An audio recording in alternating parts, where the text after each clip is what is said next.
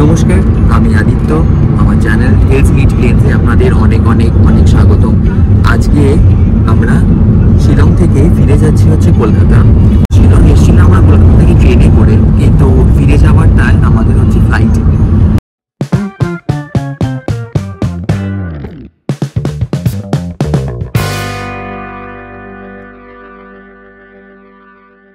তো শিলং থেকে গুয়াহাটি যাচ্ছি হচ্ছে আমরা গাড়ি করে। গাড়ি রিজার্ভ করা হয়েছে। গাড়ির ডিটেলস কিন্তু আমি স্ক্রিনে বা ডিসক্রিপশন বক্সে দুটোতেই দিয়ে রাখবো। আপনারা কিন্তু সেখান থেকে ডিটেলস আপনারা নিয়ে গাড়ির ডিটেলস নিয়ে এই গাড়ি রিজার্ভ করে নিতে পারেন আপনাদের সুবিধার্থে। এই গাড়ি যে ভদ্রলোকের, উনি কিন্তু শিলং থেকে গুয়াহাটিও ট্রিপ করেন, গুয়াহাটি থেকে শিলং ট্রিপ করেন, বা শিলংয়ের লোকাল ট্যুরও করান, ইভেন অরুণাচল প্রদেশের ট্রিপও করান। আপনাদের যদি মনে হয়, আপনাদের যদি দরকার থাকে, তাহলে কিন্তু আপনারা ওনাকে বুক করে নিতে পারেন। যাই হোক, আজকে আমাদের ফ্লাইট হচ্ছে ইন্ডিগোর। সেটা হচ্ছে গুয়াহাটি এয়ারপোর্ট থেকে। আপনারা অনেকেই হয়তো বলবেন যে শিলং এয়ারপোর্টেও তো থেকে আমরা ফ্লাইট বুক করতে পারতাম, কিন্তু আমরা করিনি শিলং এয়ারপোর্ট থেকে ফ্লাইট বুক, কারণ আমাদের একটা বাজেটেরও ব্যাপার থাকে। তো আমাদের মনে হয়েছিল গুয়াহাটি এয়ারপোর্ট থেকে আমাদের ফ্লাইটের ভাড়া অনেক কম পড়ছিল।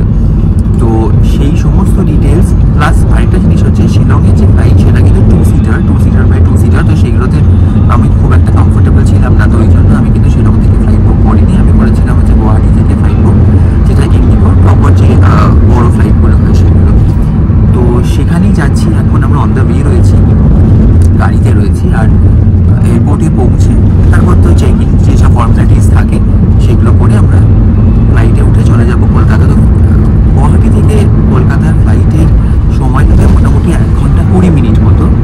আর ফ্লাইটের কী ভাড়া পড়েছে আর কীভাবে ফ্লাইট বুক করতে হয় সেটা কিন্তু আমি through out the journey voice ওভারে আপনাদের বলতে থাকবো।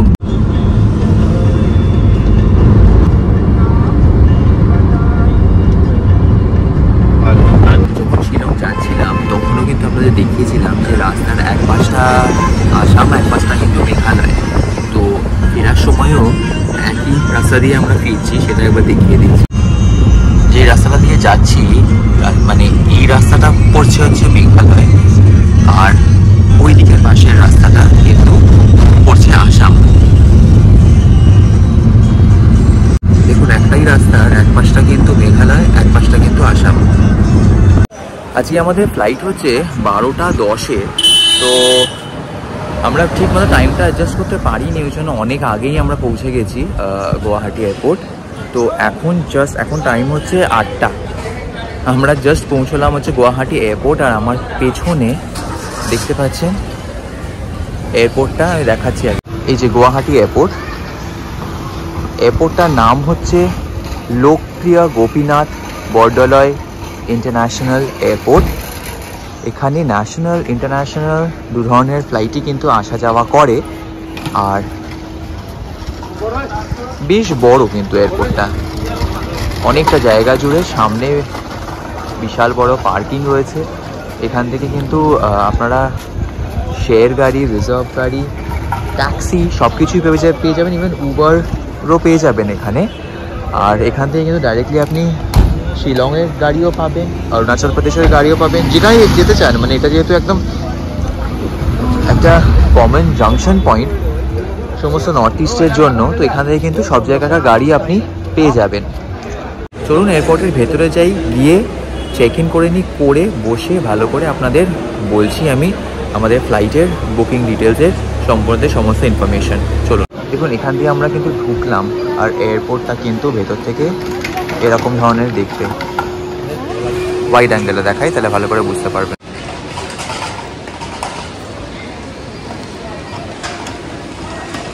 এই দেখুন, এখানে কিন্তু চেক ইন, সিকিউরিটি আর ব্যাগেজ স্ক্রিনিং সমস্ত কিছুর কিন্তু এখানে বড় সাইনেজ দেওয়া রয়েছে। আর এবার আমাদের ফ্লাইট হচ্ছে ইন্ডিগো। তো ইন্ডিগোর ব্যাগেজ স্ক্রিনিং মেশিন কিন্তু আমাদের খুঁজতে হবে। ও, সামনেই আমরা পেয়ে গেছি ইন্ডিগোর ব্যাগেজ স্ক্রিনিং মেশিন। এটা হচ্ছে ইন্ডিগোর ব্যাগেজ স্ক্রিনিং মেশিন। বেসিক্যালি যখনই আপনি এয়ারপোর্টে ঢুকবেন, প্রথমেই কিন্তু ঢোকার পরেই যেটা আপনার মেন কাজ থাকবে সেটা হচ্ছে ব্যাগেজ স্ক্রিনিং মেশিনে কিন্তু ব্যাগেজগুলো আপনার স্ক্রিন করিয়ে নিতে হবে, একবার এক্সরে স্ক্যান করিয়ে নিতে হবে। তো আমাদের ফ্লাইট যেহেতু ইন্ডিগো, তো ইন্ডিগোতেই আমরা করব। আপনাদের যদি অন্য কোনো এয়ারলাইনে যদি ফ্লাইট থাকে তাহলে আপনারা সেই পার্টিকুলার এয়ারলাইনের ব্যাগেজ স্ক্রিনিং কাউন্টারের সামনে আপনাকে যেতে হবে। যদি এয়ার ইন্ডিয়া থাকে তো এয়ার ইন্ডিয়া, যদি অন্য কোনো থাকে স্পাইস জেট তাহলে স্পাইস জেট। আমরা যেহেতু ইন্ডিগো, ওই জন্য আমরা ইন্ডিগোর ব্যাগেজ স্ক্রিনিং কাউন্টারের সামনে চলে এসেছি আর কি। যাই হোক, একবার স্ক্রিনিং করিয়ে দিই। এটা একটা কনভেয়ার বেল্ট, যার ওপর লাগেজটা রেখে দিলে ওদিক দিয়ে স্ক্রিন হয়ে বেরিয়ে যাবে। দেখুন, এবার আমরা যাচ্ছি হচ্ছে ডোমেস্টিক সিকিউরিটি চেকের জন্য। কিন্তু সিকিউরিটি চেক এরিয়াতে হয়তো ভিডিও অ্যালাউ করবে কিনা আমি জানি না। একবার চেক ইনটা আমরা করে নিই। চেক ইনও কিন্তু ইন্ডিভিজুয়াল এয়ারলাইন্সের হবে। আমাদের ইন্ডিগো, তো আমাদের সিকিউরিটি চেক কিন্তু ইন্ডিগো থেকেই করতে হবে। এখানে দেখতে পাচ্ছেন পরপর সমস্ত এয়ারলাইন্স রয়েছে। এয়ার এশিয়া রয়েছে, এয়ার ইন্ডিয়া দেখতে পাচ্ছি আমি, আরও 2-3টে এয়ারলাইন্সের দেখতে পাচ্ছি। আমাদের যেহেতু ইন্ডিগো, তো আমাদের ইন্ডিগোর কাউন্টারে গিয়ে চেক ইনটা করে নিতে হবে। চেক ইন করে নিচ্ছি, করার পরে আমি বাকি ডিটেলস আমি আবার ভিডিওতে বলতে থাকবো। তো যেটা বলছিলাম, আপনাকে এরপরের কাজ হচ্ছে চেক ইন করার, মানে আপনাকে লাগেজ চেক ইন করতে হবে। তো সেই লাগেজ চেক ইনের জন্য আমাদের যেহেতু ইন্ডিগোর ফ্লাইট, তো আমাদের ইন্ডিগোর কাউন্টার কিন্তু খুঁজে সেখানে ব্যাগ ড্রপ করে দিতে হবে, যেগুলো ইয়েতে যাবে, লাগেজে যাবে। আর যেটা আমাদের ক্যাবিনে নিয়ে যাবো হ্যান্ডব্যাগ, সেটা কিন্তু আমাদের সঙ্গে নিয়ে নিতে হবে। তো সেই চেক ইনের জন্য কিন্তু কাউন্টার আমার সামনেই আমি ইন্ডিগোর পেয়ে গেছি। এই দেখুন, এখানে ইন্ডিগোর কাউন্টার রয়েছে। তো এই ইন্ডিগোর কাউন্টারে যে কোনো একটাতে আমাদের কিন্তু ব্যাগগুলোকে ওয়েট করে নিতে হবে। ওয়েট নেওয়ার পর আমাদের যেগুলো পাঠানোর লাগেজ, যেগুলো ক্যাবিন লাগেজ, সেগুলো কিন্তু চলে যাবে। আর যেগুলো হ্যান্ড ব্যাগ, সেগুলো কিন্তু আমাদের সঙ্গে থেকে যাবে। তো এখানে গিয়েও আমি ভিডিওটাকে একটুখানি স্টপ করতে হবে। ভিডিও এখান থেকে করা যায় না, তাই জন্য আমি জাস্ট একবার দেখিয়ে নিই, তারপর সামনে গিয়ে আমি কিন্তু ভিডিওটাকে বন্ধ করে আবার একটু পরে থেকে কন্টিনিউ করছি। দেখুন, এখানে যেখানে আমরা চেক ইন করলাম সেখান থেকে কিন্তু আমাদের বোর্ডিং পাসও দিল। বোর্ডিং পাস এরকম দেখতে হয়। এখানে আপনার নিজের নাম লেখা থাকবে। ওপরে দেখতে পাচ্ছেন আমার নাম লেখা রয়েছে, আদিত্য মিত্র। আর পুরো ফ্লাইট ডিটেলস সব কিছু লেখা থাকবে, সিট নাম্বার থেকে শুরু করে কোন ফ্লাইট, কটার সময় ডিপার্চার, কটার সময় অ্যারাইভেল, সব কিছু লেখা থাকবে কিন্তু এই বোর্ডিং পাসের মধ্যেই। আচ্ছা, কয়েকটা বিষয় আপনাদের বলি। সেটা হচ্ছে, যেই ব্যাগটা আপনি পাঠিয়ে দেবেন, মানে লাগেজ হিসেবে এটা ক্যারি করা হবে, সেইটা কিন্তু পার ইন্ডিভিজুয়াল 15 কেজির বেশি হতে পারবে না। 15 কেজির বেশি যদি হয় তাহলে কিন্তু সেখানে আপনাকে এক্সট্রা চার্জেস দিতে হবে। এবার চলুন আমরা চলে যাই আমাদের সিকিউরিটি চেকের জন্য। সিকিউরিটি চেকের জন্য যেখানে যেতে হবে, সেখানে বেসিক্যালি আপনাকে স্ক্যান করে দেখবে যে আপনার সঙ্গে কোনো রকম কিছু ধারালো বা কিছু ওয়েপেন কিছু আছে কিনা, ধারালো অস্ত্র বা ওয়েপেন কিছু আছে কিনা। তো সিকিউরিটি চেকের ওখানটায় কিন্তু ক্যামেরা নট অ্যালাউড। তো ওটা করে নিই, তারপরে করে আবার যখন ভেতরে ঢুকবো তখন কিন্তু আমি এই লাগেজের ওয়েট সংক্রান্ত আরও কিছু ডিটেলস আপনাদের দিয়ে দেবো। এয়ারপোর্টটা ছোট কিন্তু বেশ সুন্দর, কিন্তু দেখুন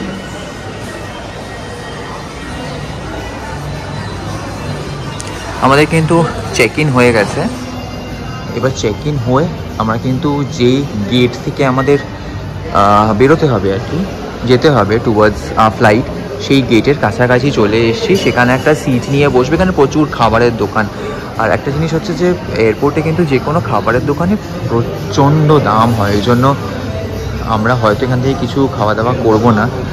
তো যাই হোক, দেখুন এই জায়গাটা যেখানে আমরা ওয়েট করতে হবে, ওয়েটিং লাউঞ্জটা, এটা কিন্তু খুবই ছোট্ট।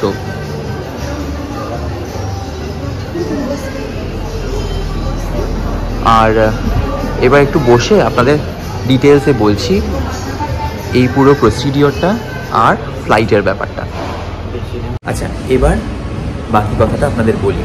যেমন বললাম, চেক ইন ব্যাগেজে কিন্তু পার পারসন ডোমেস্টিক ফ্লাইটে বেশিরভাগ ফ্লাইটেই কিন্তু 15 কেজির বেশি অ্যালাউ করে না। তো আপনি যেই ট্রলি বা হোক, যেই ব্যাগই হোক বা যেই লাগেজই হোক না কেন, আপনার যেটা আপনি চেক ইনে দিয়ে দেবেন, মানে ওনারা কার্গোতে তুলে দেবে, সেইটা কিন্তু 15 কেজির বেশি চেষ্টা করবেন যাতে না হয়, কারণ যদি বেশি হয় তাহলে কিন্তু পার কেজি হিসেবে ওরা কিন্তু এক্সট্রা টাকা চার্জ করে, সেটা 250 থেকে 300 টাকার মধ্যে থাকে, মানে পার কেজি যত কেজি বাড়বে পার কেজি হিসেবে 250 থেকে 300 টাকা করে বাড়তে থাকবে। এবার বলি যে যেটা হ্যান্ড ব্যাগের, যেটা নিয়ে আপনি প্লেনে উঠবেন সেটার ওয়েট কিন্তু পার পারসন বেশিরভাগ এয়ারলাইন্সেই 7 কেজির বেশি পারমিট করে না। আর তাই জন্য চেষ্টা করবেন যেটা নিয়ে আপনি প্লেনে উঠছেন, আমার যেমন এই ব্যাগটা নিয়ে আমি প্লেনে উঠছি, এটা কিন্তু 7 কেজির বেশি নয়, 7 কেজি মানে 6 কেজি সামথিং হচ্ছে, তাহলে কিন্তু আপনাকে উঠতে দেবে না, তখন বলবে যে এখান থেকে জিনিস আপনি ওই লাগেজে ট্রান্সফার করুন। এবার যেখানে আপনি চেক ইনটা করছেন সেখানেই কিন্তু আপনাকে ওয়েট নিয়ে নেওয়া হবে যে ওই যেটা চেক ইন লাগেজ সেটা কত কেজি। আর যদি আপনি চান তাহলে কিন্তু আপনি জিজ্ঞেস করতে পারেন যে আপনার যে হ্যান্ড লাগেজটা বা ক্যাবিন যেটা হ্যান্ড ব্যাগেজ যেটা রয়েছে সেটা কতটা হয়েছে সেটাও আমি ওয়ে করতে চাই, তাহলে কিন্তু ওরা বলে দেবে। আমি যেমন ওয়ে করলাম আমার 6 কেজি সামথিং এলো। এবার সেখান থেকেই কিন্তু আপনাকে দেবে হচ্ছে এরকম আপনাকে বোর্ডিং পাস, ঠিক আছে। এবার ওই যে আপনি চেক ইন করলেন, চেক ইন করার পরে কিন্তু নেক্সট স্টেপ হচ্ছে আপনাকে করতে হবে সিকিউরিটি চেক। সিকিউরিটি চেক মানে হচ্ছে আপনি কোনো কিছু ধারালো অস্ত্র বা কোনো অন্যরকম কোনো এক্সপ্লোসিভস কিছু নিয়ে ট্রাভেল করছেন কিনা সেইটা কিন্তু আপনাকে চেক করতে হবে। তার জন্য কিন্তু আপনার সঙ্গে থাকা সমস্ত মেটালের জিনিস বা ওয়্যার সব কিছু একটা ট্রে দেবে, ট্রের মধ্যে দিয়ে পাঠিয়ে দিতে হবে আপনার ব্যাগ যেটা আপনি নিয়ে প্লেনে উঠবেন। আপনার কাছে যদি বেল্ট থাকে, ওয়ালেট থাকে, ফোন, চশমা, ঘড়ি, যাবতীয় চাবি, ইভেন যদি ফোনের চার্জার থাকে সেগুলোও কিন্তু এই ট্রের মধ্যে দিয়ে দিতে হবে। একটা কনভেয়ার বেল্ট দিয়ে পাস হবে, পাস হয়ে কিন্তু ওই পাশ থেকে আপনি কালেক্ট করবেন। আর আপনাকে কি করবে, আপনাকে ওই ওয়ান্ড দিয়ে, যেটা ওই যে সিকিউরিটি চেকে যেরকম একটা স্ক্যানার থাকে সেইটা দিয়ে কিন্তু আপনাকে চেক করবে যে আপনার শরীরে কিছু এরকম ইলিগাল জিনিসপত্র রয়েছে কিনা। তো তারপরে একবার সেইটা পুরো প্রসেসটা কমপ্লিট হয়ে যাওয়ার পরে আপনি আবার আপনার সমস্ত আইটেমসগুলো জিনিসগুলো কালেক্ট করে নেবেন, করে নিয়ে এবার নেক্সট স্টেপ হচ্ছে আপনাকে ওয়েট করতে হবে আপনার ফ্লাইটে যখন নাম্বার দেবে বা ওনারা যখন কল আউট করবে, ওনারা যখন অ্যানাউন্স করবে যে এত নাম্বার ফ্লাইট এবার ছাড়বে, তখন কিন্তু আপনাকে সেই পার্টিকুলার গেট, আপনার কিন্তু বোর্ডিং পাসে আপনার গেট নাম্বারও লেখা থাকবে। আমার যেমন 5 নম্বর গেট নাম্বার থেকে আমাকে বেরোতে হবে, ফ্লাইটের দিকে যেতে হবে, ওই জন্য আমি 5 নম্বর গেটের পাশে এসে বসে আছি। তো আপনাকে সেরকমভাবে গেট নাম্বার দেখে কিন্তু আপনাকে নিজেকে প্রিপেয়ার্ড রাখতে হবে। গুয়াহাটি এয়ারপোর্টটা খুবই ছোট, তো সেখানে খুব একটা সমস্যা হবে না। ইভেন বাগডোগরা এয়ারপোর্টও খুব ছোট, তো সেসব এয়ারপোর্টে কিন্তু সমস্যা হবে না। সমস্যাটা হয় হচ্ছে যেগুলো বড় এয়ারপোর্ট, যেমন ধরুন মুম্বাই এয়ারপোর্ট হলো, তারপরে কলকাতার এয়ারপোর্ট হলো, even for that matter Delhi airport, এগুলো কিন্তু বড় এয়ারপোর্ট। এখানে প্রচুর গেট, 2তলা 3তলা বিল্ডিং, তো সেখানে কিন্তু আপনাকে খুঁজে পেতে জিনিস একটু টাইম লাগে। ওই জন্য সবসময় এয়ারপোর্টে আসলে কিন্তু আপনি হাতে টাইম নিয়ে আসবেন, যাতে লাস্ট মোমেন্টে তাড়াহুড়ো না হয়। আপনার ফ্লাইটের যে টাইম থাকবে সেই টাইমের 2.5 থেকে 3 ঘন্টা আগে কিন্তু সবসময় অ্যাডভাইজেবল যে আপনি এয়ারপোর্টে পৌঁছে যাবেন, তাহলে কিন্তু কোনো কিছুতে রাশ হবে না। যত দেরি করবেন তত বেশি রাশ হবে, তত আপনাকে তাড়াহুড়ো করতে হবে। আর ফ্লাইট ছাড়ার 30 থেকে 45 মিনিট আগে কিন্তু গেট বন্ধ হয়ে যায়, তো আপনাকে কিন্তু ঢুকতে দেবে না, তাহলে কিন্তু আপনার ফ্লাইট মিস হয়ে যাবে। তো ইটস অ্যাডভাইজেবল যে আপনি সবসময় কিন্তু হাতে এনাফ টাইম নিয়ে এয়ারপোর্টে আসবেন। এবার বলি আপনি ফ্লাইটের টিকিট কীভাবে বুক করবেন। ফ্লাইটের টিকিট বুক করার অনেক রকম অপশান আছে। আপনি ডাইরেক্টলি এয়ারলাইন্সের ওয়েবসাইটে গিয়ে ফ্লাইটের টিকিট বুক করতে পারেন বা কোনো অ্যাপ থেকেও বুক করতে পারেন। এবার ব্যাপারটা হচ্ছে যে আপনাকে কম্পেয়ার করে নিতে হবে ফ্লাইটের দাম। এক একটা অ্যাপে কিন্তু এক একটা দাম দেখায়।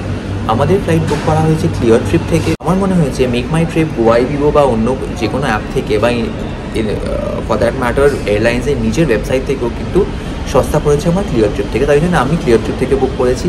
আরেকটা অ্যাপ আছে স্কাই স্ক্যানার বলে। স্কাই স্ক্যানার অ্যাপটা বেসিক্যালি হচ্ছে আপনাকে একটা কম্প্যারিজন দেয় কোন কোন ওয়েবসাইটে বা কোন কোন অ্যাপে কিন্তু ফ্লাইটের দাম কত। তো আপনি ওখান থেকে দেখে নিতে পারেন যে আপনার কোন অ্যাপ থেকে বা কোন ওয়েবসাইট থেকে আপনার সবথেকে সস্তা পড়ছে ফ্লাইট।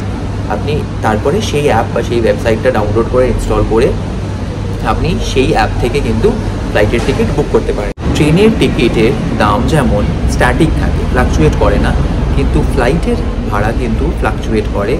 যদি খুব হাই ডিমান্ড থাকে তাহলে কিন্তু দাম বেড়ে যায়, যদি ডিমান্ড কম থাকে তাহলে কিন্তু দাম কম থাকে। যদি আপনি অনেক আগে থেকে কেটে রাখেন ফ্লাইটের টিকিট তাহলে কিন্তু দাম কম পাবেন। এরকমও হতে পারে আপনি ফ্লাইটের ছাড়ার আগের দিন বা সেই দিন যদি আপনি ফ্লাইটের টিকিট কাটছেন তাহলে কিন্তু আইদার দাম অনেক বেশি হতে পারে বা দাম অনেক কম হতে পারে বেসড অন দেয়ার ডিমান্ড। আমি বেসিক্যালি কী করেছিলাম, আমি 2-3টে অ্যাপ আর ওয়েবসাইট থেকে কম্পেয়ার করে নিয়েছিলাম, করে আমার মনে হয়েছিল ক্লিয়ার ট্রিপ থেকে কিন্তু সব থেকে সস্তায় আমি পেয়েছি, ওই জন্য আমি কিন্তু ক্লিয়ার ট্রিপ থেকে কেটেছি। আরেকটা জিনিস হচ্ছে গুয়াহাটি কলকাতার যে ফ্লাইটগুলো সেগুলো কিন্তু কম্প্যারেটিভলি অনেক চিপার দ্যান কলকাতা বাগডোগরা বা অন্য জায়গা থেকে। ইভেন ফর দ্যাট ম্যাটার আমার শিলং কলকাতার যে ফ্লাইট সেটাও কিন্তু আমার এক্সপেন্সিভ পড়ছিল compare to Guwahati Kolkata flight. তো সেটা কিন্তু কমপ্লিটলি আপনার ব্যক্তিগত ব্যাপার, আপনি কোথা থেকে ফ্লাইট নেবেন বা কোন দিনের কোন টাইমের ফ্লাইট নেবেন। আরেকটা জিনিস, ফ্লাইটের কিন্তু টাইমের ওপরও ডিপেন্ড করে ফ্লাইটের দামটা। যেমন যদি খুব কনভিনিয়েন্ট টাইম হয় তাহলে কিন্তু ফ্লাইটের দামটা একটু হাই হয়। যদি ধরুন বিকেল বা সন্ধ্যের ফ্লাইট নিলেন আপনি, যে আপনার এয়ারপোর্টে পৌঁছতে খুব কনভিনিয়েন্ট হলো, তাহলে কিন্তু ফ্লাইটের দামটা বেশি হবে, কারণ ওটার ডিমান্ড সব থেকে বেশি থাকবে। যদি আপনি এরকম টাইপের আর্লি মর্নিং ফ্লাইট নেন যে আপনার খুব কষ্ট করে আসতে হবে, তাহলে কিন্তু বেশি লোক সেটা প্রেফার করে না, কম্পারেটিভলি কিন্তু অনেক সস্তা পড়বে আপনার। ওই দেখুন একটা ইন্ডিগো ফ্লাইট, কিন্তু এটা বোধহয় কলকাতা যাচ্ছে সম্ভবত, আর এটা আমাদের অনেক আগেরই টাইম, তো এটা কিন্তু ছাড়ার জন্য রেডি হয়ে রয়েছে। চলুন এবার দেখাই আপনাদের আমাদের এই ওয়েটিং এরিয়াটার আশেপাশে কি কি দোকান রয়েছে। নাইকার দোকান রয়েছে একটা, তো এখান থেকে অনেক রকম চকলেটসের দোকান রয়েছে।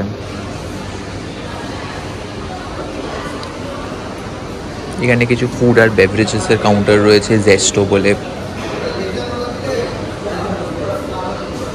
এখানে একটা ফুড হ্যাঙ্গার বলে দোকান রয়েছে, অনেক খাবারের দোকান কিন্তু আশেপাশে। এখানেও একটা কিছু একটা রয়েছে, এখানে চায়ের একটা দোকান রয়েছে।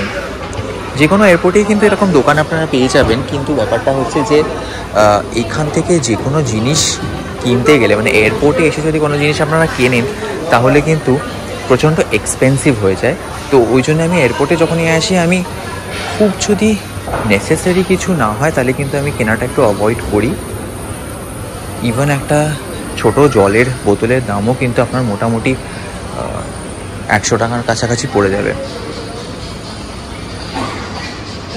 দেখতে পাচ্ছেন একটা পুমার দোকানও রয়েছে, মানে পুমার আউটলেট বেসিক্যালি। পর অনেকগুলোই দোকান রয়েছে। আর ওপরে দেখতে পাচ্ছেন গেট নাম্বার লেখা রয়েছে।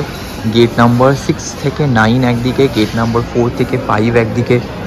এগুলো কিন্তু গেট নাম্বারস যেখান থেকে আপনাদের বেরোতে হবে আর কি।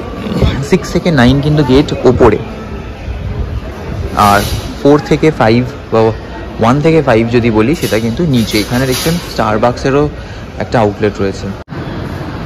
দেখুন এখানে কিন্তু লাউঞ্জ ফ্যাসিলিটি রয়েছে। এবার লাউঞ্জে, এই যে দ্য লাউঞ্জ, এইটার ব্যাপারটা হচ্ছে কিছু কিছু ক্রেডিট কার্ড বা কিছু কার্ড কিন্তু অ্যাপ্লিকেবল থাকে। এবার সেটা কিন্তু আপনাকে চেক করতে হবে। যেমন আমার যে এইচডিএফসির ক্রেডিট কার্ড সেটা কিন্তু এখানে অ্যাপ্লিকেবল নয়, তবে ওনারা বললেন যে কোনো মেট্রো সিটিতে কিন্তু অ্যাপ্লিকেবল হয়। তো যাই হোক, এখানে ওই জন্য অ্যাপ্লিকেবল নয়। আমার কোন কোন কার্ডগুলো অ্যাপ্লিকেবল সেটা কিন্তু আমি একটা স্ক্রিনশট আপনাকে দিয়ে রাখবো, তো সেখান থেকে আপনি কাইন্ডলি আপনারা চেক করে নিতে পারবেন যে এই পার্টিকুলার এয়ারপোর্টের জন্য এই পার্টিকুলার লাউঞ্জে কোন কোন কার্ড কিন্তু অ্যাপ্লিকেবল বা অ্যাকসেপ্টেড। যদি আপনাদের কার্ড অ্যাকসেপ্টেড হয় তাহলে কিন্তু আপনি ফর 3 আওয়ার্স আনলিমিটেড ফ্রি খাবার দাবার পেয়ে যাবেন ওখানে, যা খাবার দাবার সব কিছু ফ্রি। যদি অ্যাকসেপ্টেড না হয় তাহলে কিন্তু প্রাইস পড়বে মোটামুটি 1070 টাকা মতো। এবার ওনারা ডিসকাউন্ট দিয়ে কিন্তু আপনাকে 800 টাকায় করে দেবে, মানে 800 টাকা পার হেড। আর একটা ক্রেডিট কার্ড মানে যেটা অ্যাপ্লিকেবল হবে, এলিজিবল হবে, তা সেটাতে কিন্তু একটাই লোক কিন্তু সেখানে পারমিশন পাবে। আপনি যদি ফ্যামিলি নিয়ে ট্রাভেল করেন আর আপনার যদি একটা ক্রেডিট কার্ড থাকে যেটা অ্যাপ্লিকেবল বা অ্যাকসেপ্টেড হয়, তাহলে কিন্তু শুধু একজন, মানে আপনাদের ফ্যামিলি মেম্বারের মধ্যে কিন্তু শুধু একজনই ওই লাউঞ্জটা অ্যাক্সেস করতে পারবে। এটা হচ্ছে ওপরের তলাটা, এখানে কিন্তু গেট নাম্বার 6 to 9 রয়েছে। এখানেও দেখছেন প্রচুর দোকান রয়েছে, কিন্তু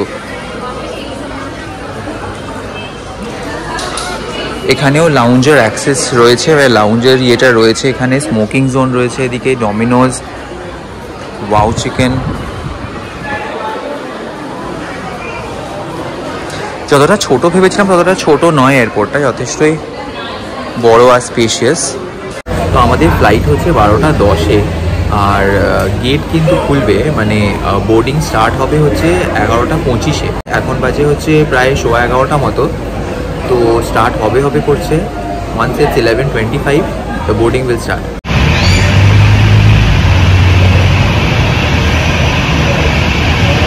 ফ্লাইট কিন্তু অলরেডি প্রায় 45 মিনিটস মতো ডিলে হয়ে গেছে, মানে 12টা 10-এ ছিল, এখন কিন্তু দেখছি 12টা 45-এ ফ্লাইট। আর যাই হোক, আমরা গেট নাম্বার 5 দিয়ে বেরিয়ে এখন কিন্তু আমরা বাসে উঠেছি। তো বাসটা আমাদের নিয়ে যাচ্ছে ফ্লাইট।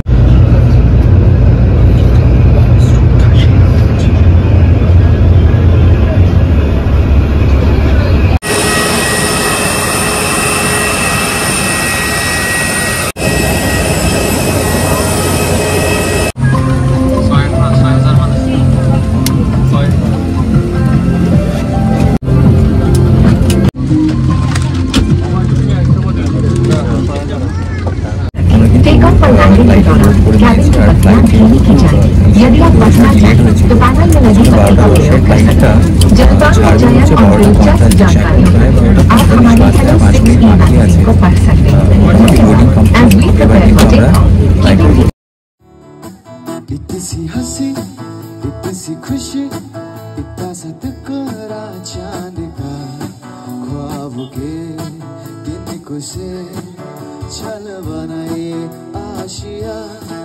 इतनी सी हंसी, इतनी सी खुशी, इतना सा टकरा चांद का, ख्वाब के दिन को से छल बनाए आशिया। पावी से आए होले होले जिंदगी, हो तो बेरुखी चरा के हम ताले लगा के चल तुम झूम तराने, चुप के गाही आधी आधी बांध ले, आजा दिल की ये ज़मीन, थोड़ा सा तेरा सोगा थोड़ा मेरा भी होगा अपने आशिया। इतनी सी हंसी, इतनी सी खुशी, इतना सा टकरा चांद का, ख्वाब के दिन को से छल बनाए आशिया। আমরা কিন্তু পৌঁছে গেছি কলকাতা। এখন সময় হচ্ছে প্রায় 2:15 বাজে, আর ঠিক 2টোর সময় কিন্তু ফ্লাইট ল্যান্ড করেছে। এবার আমাদের বেল্ট নাম্বার 3 থেকে কিন্তু আমাদের লাগেজটাকে কালেক্ট করে নিতে হবে। দেখুন বেল্ট নাম্বার 3, আর এখানে কিন্তু আমাদের লাগেজ আসবে, যেটা আমরা চেক ইন করে দিয়েছিলাম, সেই ট্রলিটা কিন্তু এখানেই আসবে। কে স্যার?